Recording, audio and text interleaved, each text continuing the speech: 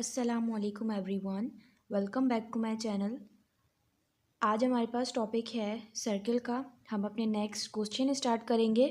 ठीक है, हमारे पास क्वेश्चन नंबर 8 है। हमारे पास लिखा हुआ है find the circumference of each circle. Pi की वैल्यू आपको दी हुई है यहाँ पर 3.14।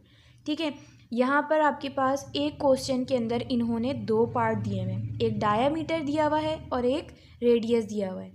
तो आपको क्या करना है, आपको इस क्वेश्चन के अंदर दो पार्ट सॉल्व करने हैं, एक डायामीटर सॉल्व करना है और एक रेडियस सॉल्व करना है। कैसे करेंगे हम, अब देखें यहाँ पर पहले मैं बना लेती हूँ डायामीटर। ठीक है,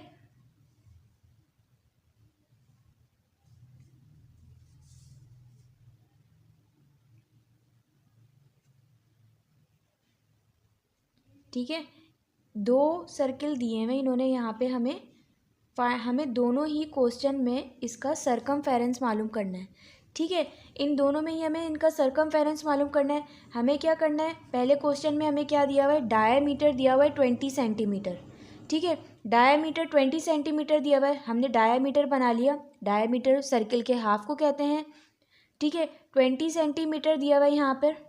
ठीक है, रेडियस दिया हुआ है यहाँ पर। रेडियस हम किसे कहते हैं, रेडियस हम कहते हैं डायामीटर के हाफ को। यहाँ पे हमने रेडियस बना लिया। रेडियस क्या दिया हुआ है हमें यहाँ पे, 15 मीटर। ठीक है, ये दो सर्किल दिए हुए हैं यहाँ पर हमें। अब क्या करना है, हमें यहाँ पर हमें इसका फॉर्मूला पुट करना है, फिर हमें इसका फॉर्मूला पुट करना है। जब हमारे पास डायामीटर होता है तो हमारे पास क्या फॉर्मूला लगता है डायामीटर का, हमें सरकमफेरेंस मालूम करना है। तो हमने क्या लिखा, C is equal to diameter है, तो डायामीटर है तो हम क्या फॉर्मूला लगाएंगे, पाई मल्टीप्लाई बाय डी। ठीक है, फिर हमने क्या करना है, C एज इट इज़ लिखा।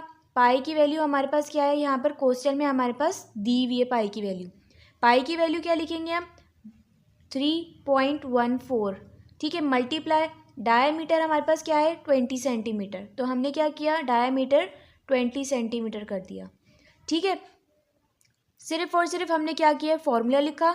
ठीक है, फॉर्मूले के अंदर फॉर्मूला हमने वैल्यूज़ पुट कर दी।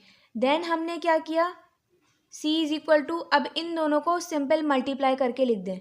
ठीक है, जब आप इन दोनों को मल्टीप्लाई करेंगे तो आपका आंसर क्या आ जाएगा, 62.8 आपका आंसर आ जाएगा, 62.8 सेंटीमीटर।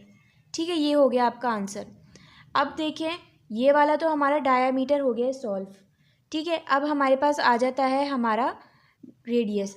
जब हमारे पास रेडियस होता है तो हम कैसे सॉल्व करते हैं, हमने क्या किया, हमने सेम एज इट इज़ पहले क्या लिखा, सरकमफेरेंस का फॉर्मूला लिखना है। जब हमारे पास रेडियस होता है तो सरकमफेरेंस का फॉर्मूला हमारे पास अलग लगता है।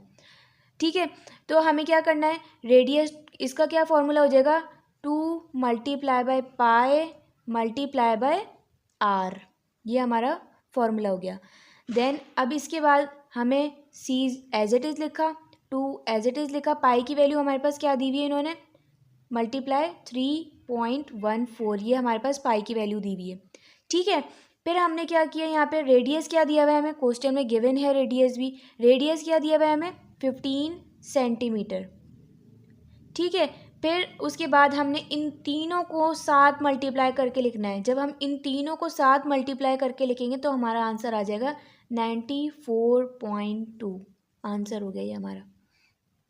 ठीक है, हमने क्या किया, हमारे पास सरकमफेरेंस मालूम करना था। इसमें हमारे पास दो थे, डायामीटर दिया हुआ था और रेडियस दिया हुआ था। हमने पहले डायामीटर का फॉर्मूला पुट करके डायामीटर का क्वेश्चन सॉल्व कर लिया, फिर हमने रेडियस का फॉर्मूला पुट करके रेडियस का फॉर्मूला लिख दिया। ठीक है, अब देखिए यहाँ पर पाई की वैल्यू हमारे पास क्या थी, 3.14 थी। ठीक है, लेकिन अब यहाँ पर क्वेश्चन सेम है लेकिन सिर्फ वैल्यूज़ चेंज है। ठीक है, वैल्यूज़ चेंज है और यहाँ पर पाई की वैल्यू चेंज है। ठीक है, अब यहाँ पर हम कैसे सॉल्व करेंगे, हमने यहाँ पर पहले वही सेम चीज़, हमारे पास क्या दिया हुआ है, रेडियस दिया हुआ है। रेडियस हमने बनाया, सर्किल बना के हमने रेडियस कर दिया। यहाँ पे हमें क्या मिला हुआ है, 7 सेंटीमीटर। तो हमने क्या किया, सिंपल जैसे हमने फॉर्मूला पुट किया था, क्या था हमारे पास रेडियस का formula, C as it is लिखा। रेडियस का फॉर्मूला क्या है, 2 multiply by pi multiply by r, ये हो गया हमारा रेडियस का फॉर्मूला। ठीक है, फिर हमने क्या किया, c इज इक्वल टू 2, पाई की वैल्यू हमारे पास क्या दी हुई है यहाँ पे 22/7 ये दी हुई है, मल्टीप्लाई रेडियस क्या दिया हुआ है हमें यहाँ पर इन्होंने 7 सेंटीमीटर। ठीक है, ये हमें 7 सेंटीमीटर दिया हुआ है। फिर हमें अब क्या करना है, अब हमें इन दोनों को कैंसिल करना है। कैसे कैंसिल करेंगे, 7 1 ज़ा 7, 7 1 ज़ा 7, क्या बचा हमारे पास, यहाँ पे 1 था ये ख़त्म हो गया, नीचे 7 1 ज़ा 7 हो गया तो ये नीचे ख़त्म हो गया। तो हमारे पास आंसर क्या हुआ इसका, जब हम 2 को 20 ऊपर क्या बचा, यहाँ पर बचा हमारे पास 2, यहाँ पर बचा हमारे पास 22। तो इन दोनों को जब हम मल्टीप्लाई करेंगे 22 को 2 से तो हमारे पास आंसर आ जाएगा 44 सेंटीमीटर। तो हमारे पास क्या हुआ, सरकमफेरेंस क्या निकला हमारे पास पहले का 44 सेंटीमीटर। ठीक है, ऐसे ही हमें अपना डायामीटर था, डायामीटर सॉल्व करना है। डायामीटर भी कैसे सॉल्व करेंगे, पहले हमने अपना सर्किल बनाया। ठीक है, सर्किल बनाने के बाद हमने, इन्होंने क्या कहा है, डायामीटर क्या दिया हुआ है इन्होंने हमें यहाँ पे 28 सेंटीमीटर। ठीक है, फिर हमें वही डायामीटर का फॉर्मूला लिखना है। डायामीटर का फॉर्मूला लिखें पाई मल्टीप्लाई बाय डी। ठीक है, फिर उसके बाद c इज इक्वल टू पाई की क्या वैल्यू दी हुई है हमारे पास 22/7 दी हुई थी। ठीक है, मल्टीप्लाई एज इट इज़ आ गया। अब हमारे पास डी के डायामीटर क्या दिया हुआ है 28 सेंटीमीटर।